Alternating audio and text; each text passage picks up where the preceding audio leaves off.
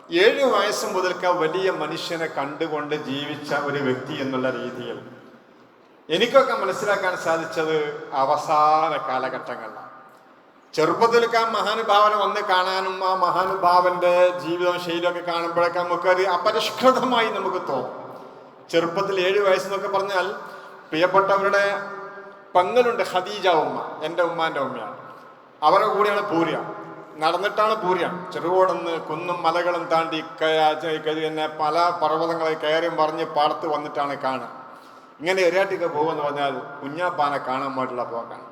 ആ മഹാനുഭാവനയാണ് നമ്മൾ ഇന്നിവിടെ അനുസ്മരിച്ചു കൊണ്ടിരിക്കേണ്ടത്. പ്രിയപ്പെട്ട നമ്മുടെ എൻദീൻ ഹാജിയുടെ മക്കളിൽ 6 മക്കളിൽ ഒരു മോനാണ് പ്രിയപ്പെട്ട നമ്മുടെ കുഞ്ഞാപ്പ. അബൂബക്കർ മുസ്ലിയാർ, അബു മുസ്ലിയാർ, അബു ഹാജി എന്നൊക്കെ പലരും പറയും. മഹാനുഭാവൻ ഈ കുടുംബത്തിലെ ഒരു വലിയ ജ്വലിക്കുന്ന വിളക്കായിരുന്നു എന്നുള്ളത് നമുക്ക് മനസ്സിലാക്കാൻ കഴിയും. ചെറുപ്പകാലങ്ങളിലൊക്കെ വരുമ്പോൾ എൻ്റെ ജീവിതത്തിൽ പുതിയൊരു അനുഭവമുണ്ട്. ആദ്യമായി ഞാൻ കാരക്ക കഴിച്ചത് എറിയാട്ടുന്നാണ്, അവിടെ എന്നെ കുഞ്ഞാപ്പാൻ്റെ വീട്ടിൽ നിന്നാണ്. കാരക്ക എന്ന് പറഞ്ഞ ജീവിതത്തിൽ ചെറുപ്പകാലത്തൊക്കെ നമ്മൾ ചെറിയ കുട്ടിയാകുമ്പോൾ 7 വയസ്സാകുമ്പോഴൊക്കെ ആദ്യമായിട്ടൊരു കാരക്ക കഴിക്കുക എന്ന് പറഞ്ഞാൽ അത് അവിടെ നിന്നാണ്, അദ്ദേഹത്തിൻ്റെ അടുത്ത് നിന്നാണ് ഞാൻ കഴിച്ചിട്ടുള്ളത്. അൽഹംദുലില്ലാ, ഒരു വലിയ ബന്ധം ഞാൻ പറഞ്ഞല്ലോ. അവസാനമാണ് നമുക്ക് ഈ വലിയ മനുഷ്യനെ കുറിച്ച്, അങ്ങനെയാണല്ലോ, അല്ലെങ്കിൽ ഒരു വലിയനെ കുറിച്ച് ഒരു വലിയനെ മനസ്സിലാക്കാൻ കഴിയും. നമുക്കൊന്നും ഹുസൈനാജി മനസ്സിലാക്കാൻ കഴിയില്ല, ഒരാൾ ആരാണെന്ന് മനസ്സിലാക്കാൻ കഴിയില്ല. ഒരു വലിയനെ മനസ്സിലാക്കാൻ കഴിയും. മഹാനായ കണ്ണിയത്ത് ഉസ്താദിനെ അല്ലാഹു തആല മർക്കദ ഒരു കാലഘട്ടത്തെ ഇതിഹാസ പുരുഷനാണ്, മഹാനുഭാവൻ. മഹാനായ വടകര മുഹമ്മദ് ഹാജി തങ്ങളുണ്ട്, വലിയ സൂഫി വര്യനാണ്, എന്നാൽ ആലിമല്ലെങ്കിലും വലിയ സൂഫിയാണ്. പല സദസ്സുകളിലൊക്കെ ചിലപ്പോൾ മൂപ്പർക്ക് ഒരു പ്രത്യേകത ഉണ്ട്, ചായ കുടിച്ചാൽ ബാക്കിയും കൂടി നീട്ടിക്കൊടുക്കും അടുത്തുള്ള ആളുകൾ.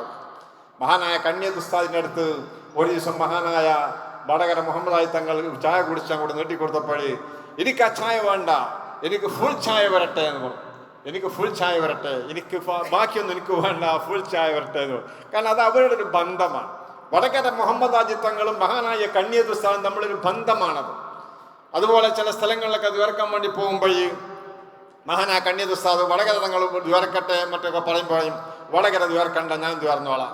വടകര റബ്ബനാഥനെ കൊണ്ട 10 4 പറഞ്ഞ് അവസാനിപ്പിക്കുമ്പോൾ അത് പറഞ്ഞത് പറ്റൂല, കുറച്ച് ഞാൻ ദ്വാർന്നോളാം എന്ന് പറയും. ഇത് അവരൊരു ബന്ധമാണ്. ഒരു വലിയനെ മനസ്സിലാക്കാൻ സാധ്യമാവുന്നത്. നമുക്കൊന്നും മനസ്സിലായിട്ടുണ്ടാവില്ല, ഒരാൾക്ക് മനസ്സിലാവില്ല ഒരാളെ കുറിച്ച് എന്താണ് ആളെന്നുള്ളത്.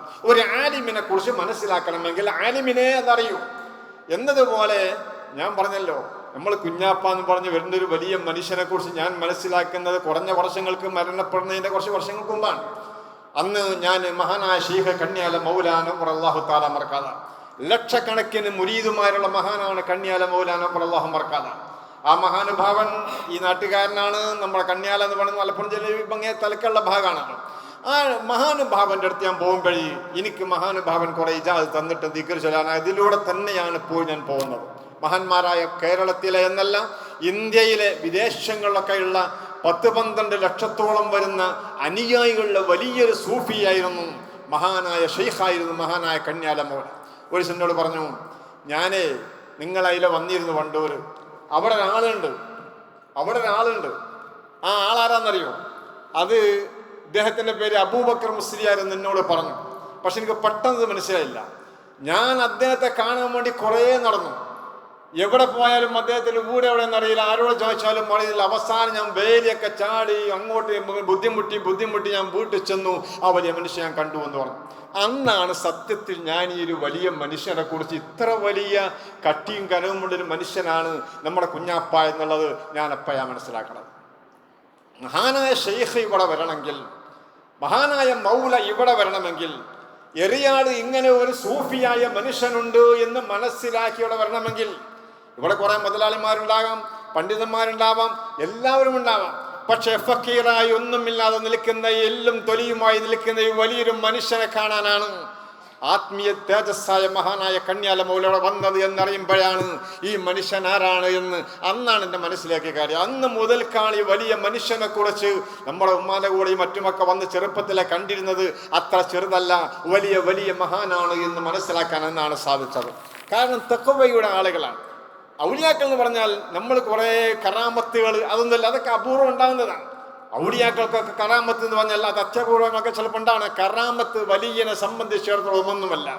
അവരുടെ ദഅവത്തുകളും അവരുടെ ദീനി ശിആറുകളും ഭാവി തലമുറയ്ക്ക് ഫലപ്രദമായി വിനിയോഗിക്കപ്പെടുക എന്നുള്ളതാണ് ഈ മഹാന്മാരിലൂടെ നമ്മൾ കാണുന്നത്. ഇവിടെ കണ്ടല്ലോ, ഇവർ ഇന്ന് അവിടെ വലിയ രീതിയിൽ ആ മഹാനുഭാവനെ കുറിച്ച് ഓർക്കുകയാണ്, അനുസ്മരിച്ചു കൊണ്ടിരിക്കുകയാണ്. ആ മഹാനുഭാവന്റെ സ്ഥലങ്ങളാണ്, അവിടെയാണ് മദ്രസ കയറ്റിയത് എന്ന് ഇവിടുന്ന് പറഞ്ഞല്ലോ. ഇങ്ങനെയുള്ള എല്ലാ രീതിയിലും വളരെയേറെ സൂക്ഷ്മതയോടുകൂടി ജീവിച്ചൊരു വലിയ മനുഷ്യനായിരുന്നു ഹുമ്മഹുൽ ഈമാനി വത്തഖ്വ. അവർ ഈമാനുള്ള ആളുകളാണ്, അവർ തഖ്വയുള്ള ആളുകളാണ്. അല്ലദീന യുറാഖിബൂന അല്ലാഹ ഫീ ജമീഇ ശുഊനിഹിം, എല്ലാ കാര്യങ്ങളിലും പടച്ച തമ്പുരാന് വീക്ഷിച്ചുകൊണ്ടിരിക്കുന്ന അള്ളാഹുവിൻ്റെ നോട്ടമുണ്ട് എന്നുള്ള ആ ഒരു പ്രതീക്ഷയോടെ നമ്മൾ സാധാരണ ക്യാമറയുണ്ട് എന്ന് നോക്കുന്ന ഇന്നത്തെ ഏറ്റവും വലിയ ഉദാഹരണം അതാണ്. ക്യാമറ ഉണ്ടോ എന്നുള്ളതാണ്. എവിടെയെങ്കിലും ഒന്നും ചെയ്യാൻ പറ്റാത്ത അവസ്ഥയായിപ്പോയുള്ളത്. എന്തെങ്കിലും സാധനം പൊക്കണമെങ്കിൽ ഇന്ന് പറ്റാത്ത അവസ്ഥയാണ്. കാരണം ക്യാമറ ഉണ്ടാകും. റോട്ടിലൂടെ ഒന്ന് ആക്സിഡന്റ് കൂടുതൽ കൊടുത്തുകൊണ്ട് പോയാൽ ഇത് പിടിക്കാൻ വേണ്ടി ക്യാമറകൾ ഉണ്ടാകും. ഇന്ന് നമുക്ക് വലിയ വിഷയമാണ്. അന്ന് അങ്ങനെയായിരുന്നില്ല. നമ്മെ സംബന്ധിച്ചിടത്തോളം അള്ളാഹു ക്യാമറ വെച്ചുകൊണ്ടിരിക്കുകയാണ് എന്നുള്ളൊരു പ്രതീക്ഷയോടെ ജീവിച്ചൊരു വലിയ മഹാനാണ് പ്രിയപ്പെട്ട കുഞ്ഞാപ്പ എന്ന് പറയുന്ന നമ്മുടെ പ്രിയപ്പെട്ട അബൂബക്കർ മുസ്ലിയാർ നവ്വറല്ലാഹു തആല മർഖദ. മഹാനുഭാവൻ ഏത് സന്ദർഭങ്ങളിലും തഖ്വയായിരുന്നു മഹാനുണ്ടായിരുന്നത്. എപ്പോൾ ചെല്ലുമ്പോൾ ഇമ്മാൻ്റെ കൂടെ വരുമ്പോഴേ അങ്ങനെ ഇരുന്ന് സംസാരിക്കും. പങ്ങളെ മക്കളാൾ അവരെ കണ്ട് സംസാരിച്ചു കൊണ്ടേയിരിക്കും. എപ്പോഴും സംസാരിച്ചുകൊണ്ട് ഓരോ കാര്യങ്ങളെക്കുറിച്ച് ചോദിക്കുമ്പോൾ ദീനിയായ വിഷയങ്ങൾ ഉണ്ടാകും, എല്ലാം ഉണ്ടാകും.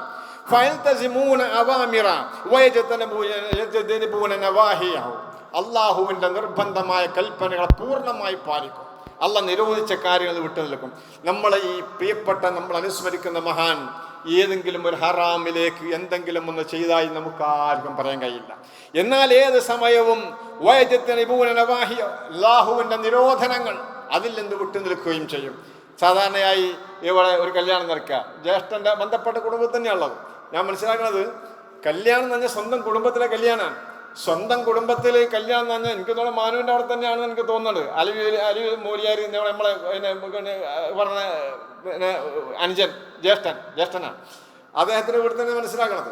കല്യാണത്തിന് വേണ്ടി വന്നപ്പോഴേ പഴയ കാലത്ത് പെട്ടിപ്പാട്ടുണ്ടാവും, പഴയ പെട്ടിപ്പാട്ട്. ഇതിങ്ങനെ കേട്ടപ്പോൾ വൈക്കം കേട്ട് പാട്ട് കേട്ടതോടുകൂടി ഉടനെ മടങ്ങി.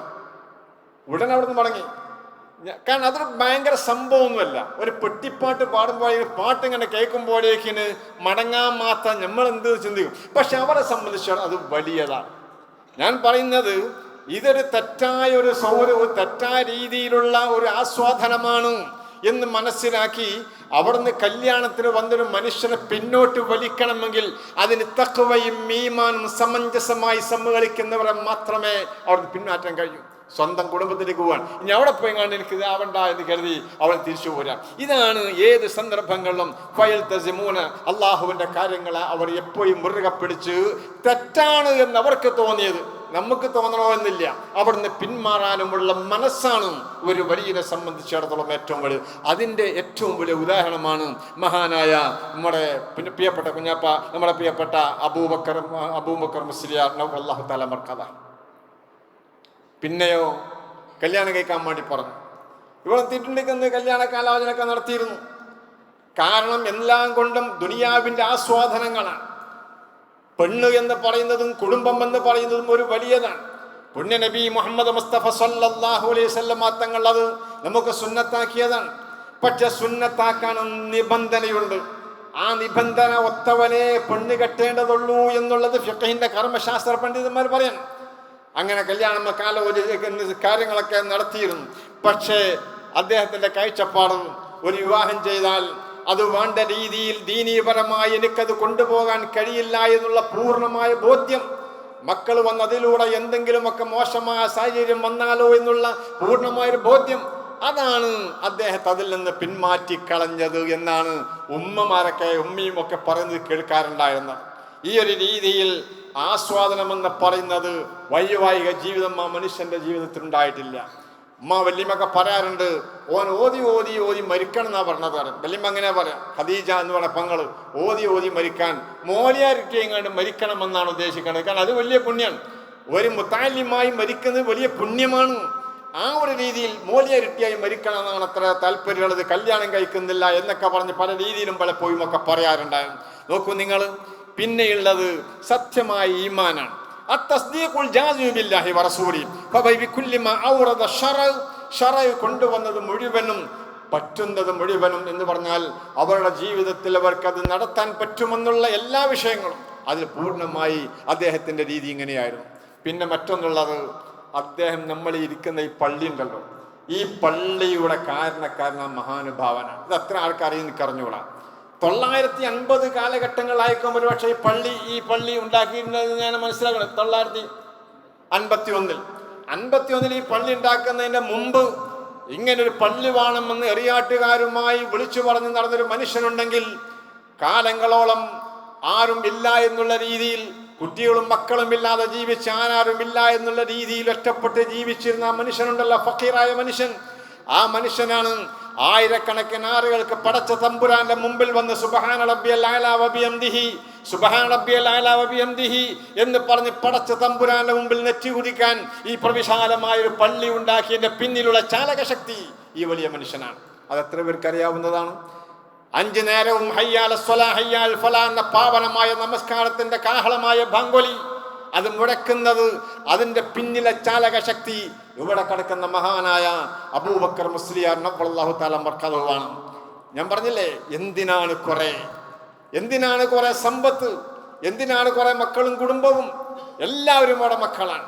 ഇന്ന് നമ്മൾ ഇവിടെ വർഷങ്ങൾക്ക് മുമ്പ് ഉമ്മ പറയാറുണ്ട്, കുഞ്ഞാപ്പാക്കപ്പാടെ പള്ളി കയറ്റേണ്ട അത്ര ഒരു ചെറിയ നിസ്കാരപ്പള്ളി ഇവിടെ വേണം, ഓവാഴത്തിൻ്റെ അടുത്ത് വേണമെന്നാ പറയാം. ഓവാഴത്തിൻ്റെ അടുത്ത് നിസ്കാരപ്പള്ളി വേണം, ഓവാഴത്തിൻ്റെ നിസ്കാരപ്പള്ളി വേണം, നിസ്കരിക്കാൻ സ്ഥലമല്ല എന്ന് പറഞ്ഞ് 950 മുമ്പായിരിക്കും. അത് 51 ഇത് പള്ളി നിർമ്മിക്കുന്നത്.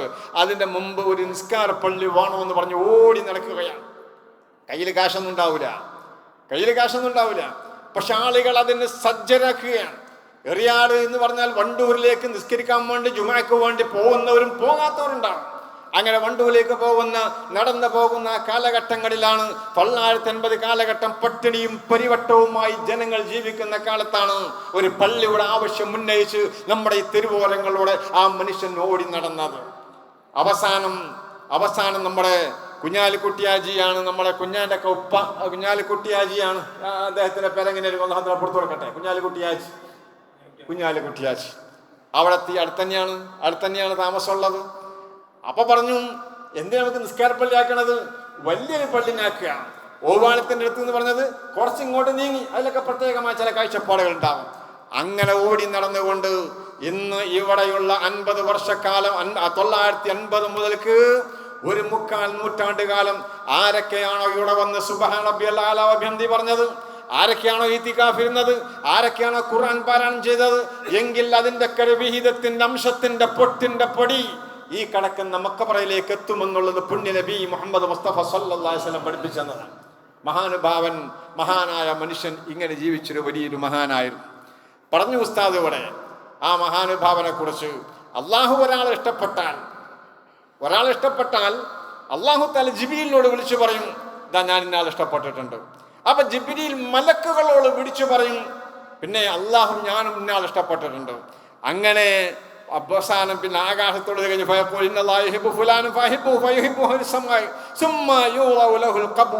ഉസ്താദ് സൂചിപ്പിച്ച പ്രസംഗത്തിലുള്ള കബൂലിയത്ത് അത് അള്ളാഹു നൽകും. ആ കബൂലിയത്തിലാണ് ഇപ്പൊ നമ്മളുള്ളത്. ഹുസൈൻ ഹാജി അള്ളാഹു തആല ദീർഘായുസ്സ് നൽകട്ടെ. ഞാനുള്ള കാലത്തെ ഇവിടെ മൂപ്പര് സെക്രട്ടറിയാണ്. കാലങ്ങളോളം ഈ മഹലിൻ്റെ ഒരു എത്ര സേവനം ചെയ്താണെന്ന് എനിക്ക് അറിഞ്ഞുകൂടാ. അള്ളാഹു തആല ദീർഘായുസ്സ് നൽകട്ടെ. ഞാൻ FB-ൽ ഒരു പോസ്റ്റ് ഇട്ടിരുന്നു ഇപ്പോൾ ഇന്നലെ മിഞ്ഞാന്ന്. അത് ഇങ്ങനെയുള്ള ആളുകളെ കുറിച്ചൊക്കെ നമ്മൾ പുറം ലോകത്ത് മനസ്സിലാക്കി. കാരണം മൂപ്പര് അറിയേണ്ട ആവശ്യമില്ല, നമുക്കത് മനസ്സിലാക്കി കൊടുക്കണം. അൽഹംദുലില്ലാ, അള്ളാഹു ഇനിയും കാലങ്ങളോളം ഇതിൻ്റെയും പിന്നിലുള്ള ചാലകശക്തി അദ്ദേഹം തന്നെയാണ്. അതിൻ്റെ രഹസ്യങ്ങളെ കുറിച്ചൊന്നും ഞാൻ പറഞ്ഞില്ല. പൂർണ്ണമായ ബോധ്യത്തോടെയും പൂർണ്ണമായി ഒരു വലിയ മഹാനാണ് കിടക്കുന്നത് എന്നറിയണമെങ്കിൽ ഹുസൈൻ ഹാജിക്ക് വരെ ഒരു കുറഞ്ഞ വർഷങ്ങൾ ആവേണ്ടി വന്നു. ഒരു 8-10 വർഷമായിട്ടേ ഉള്ളൂ മൂപ്പർമാരാണ് എറിഞ്ഞിട്ട് എന്നാണ് ഞാൻ മനസ്സിലാക്കണം. അപ്പം നിങ്ങൾ ചോദിച്ചു എന്താന്നുള്ളത്, അത് സ്വകാര്യമായ ഒരു കാര്യമാണ്. ഇന്ന് രാത്രി കടന്നുറങ്ങണമെങ്കിൽ എനിക്ക് മഹാനായ ഉസ്താദിന്റെ മേലിൽ ഫാത്തിഹ ഓതാതെ ഇലഹദ് കുഞ്ഞാപ്പ എന്ന് പറഞ്ഞുകൊണ്ട് ഓതാതെ ഞാൻ എൻ്റെ ഒരു ദിവസം കടന്നുറങ്ങാറില്ല. ഞാൻ എൻ്റെ പ്രിയപ്പെട്ട ഓമ്മാരിൽ വന്ന കുട്ടികളുടെ ഭാവി തലമുറയുണ്ട്, അവിടെ വളർന്നു വരുന്നവരും അവരോട് പറയുന്നത് നിങ്ങളങ്ങനെ ചെയ്യുന്നുണ്ടാവും. നിങ്ങൾ കടക്കുന്ന സന്ദർഭത്തിൽ കാലത്തിന്റെ ജീവിതം മുഴുവനും 10-40 വർഷക്കാലം ഒരു നുബുവത്തിന്റെ കാലക്കാലം നിങ്ങളുടെ കൂടെ, നിങ്ങളുടെ ഉപ്പൂപ്പമാരെ കൂടെ നടന്ന് അവിടെ ദീനീ ദഅവത്ത് നടത്തിയ ആ വലിയ മഹാനായ മനുഷ്യനെ കുറിച്ച് കേൾവി മാത്രമാണ് നിങ്ങൾക്കുള്ളത്. എന്നാൽ നിങ്ങൾക്ക് ഡയറക്റ്റായ മനുഷ്യനുമായി ബന്ധപ്പെടാനുള്ള ഒരു ആയുധമാണ് നിങ്ങൾ കടന്നിറങ്ങുമ്പോൾ ആ വലിയ മനുഷ്യന് വേണ്ടി ഇലാഹ നടത്തിയ അബൂബക്കർ ഉസ്താദ് അൽ ഫാത്തിഹ എന്ന് പറഞ്ഞാൽ, വണ്ടൂരി എന്ന് പറഞ്ഞാൽ അൽ ഫാത്തിഹ എന്ന് പറഞ്ഞ് അവർക്കും കൂടി ഒന്ന് ഫാത്തിഹ ഓതി കടന്നിറങ്ങാനുള്ള മനസ്സ് നിങ്ങൾക്കുണ്ടെങ്കിൽ അത് നിങ്ങളെ പ്രിയപ്പെട്ട പിതാക്കന്മാരുള്ള കടപ്പാടാവുമെന്ന് ഞാൻ മനസ്സിലാക്കുകയാണ്. ഇതൊക്കെ ഉസ്താദ് നിങ്ങൾക്ക് പറഞ്ഞു തന്നിട്ടുണ്ടാകും. ആ മഹാനുഭാവനെ കുറിച്ച് പോയി മനുസ്മരിക്കുന്ന ഇടമാണ് ഓമാനൂർ എന്ന് പറയുന്നത്. നമ്മൾ ഈ ഓമാനൂർ എന്ന് പറഞ്ഞാൽ ശുഹദാക്കളെ കുറിച്ചും ഓമാനൂർ നേർച്ചയെ കുറിച്ചാണ് നമ്മൾ അറിഞ്ഞിരുന്നത്. പിന്നീട് നമ്മളാണത് കുഞ്ഞാപ്പ ജോലി ചെയ്ത സ്ഥലം എന്ന് ചെറുപ്പം മുതലേ കേൾക്കുന്നതാണ്. ഉമ്മാര് പറയും കുഞ്ഞാപ്പുള്ളത് ഓമാനൂരാണ്. ആ ഒരു ഓമാനൂരാണ്. നിങ്ങളാണ് ആ മനുഷ്യനുമായി ഏറ്റവും ബന്ധപ്പെട്ടത്. മറ്റൊരിടത്തേക്ക് പോകാനും കൂടുതൽ ജോലി ചെയ്യാനും താല്പര്യപ്പെടാതെ, കല്യാണം കഴിക്കാൻ പോലും താല്പര്യപ്പെടാതെ, ദീനീ ദഅവത്തിന്റെ മേഖലയിൽ മാത്രം നിങ്ങളോടൊന്നിച്ചത് ഒരു വലിയ മനുഷ്യനാണ്. ആ മനുഷ്യനെ നിങ്ങൾ ഓർത്തുകൊണ്ടിരിക്കുന്നു, ആ മനുഷ്യനെ നിങ്ങൾ അനുസ്മരിക്കുന്നു. അതോടനുബന്ധിച്ച് ഞാൻ പറഞ്ഞ പുതിയ തലമുറയോട് നിങ്ങൾ ഇതും കൂടെ ചെയ്യുമ്പോൾ നിങ്ങൾ എന്നും ഒരു വലിയ ബന്ധം, ഒരു ആത്മീയ ഒരു ബന്ധം ആ വലിയ മനുഷ്യനുമായി ഉണ്ടാക്കാൻ നിങ്ങൾക്ക് സാധ്യമാകും.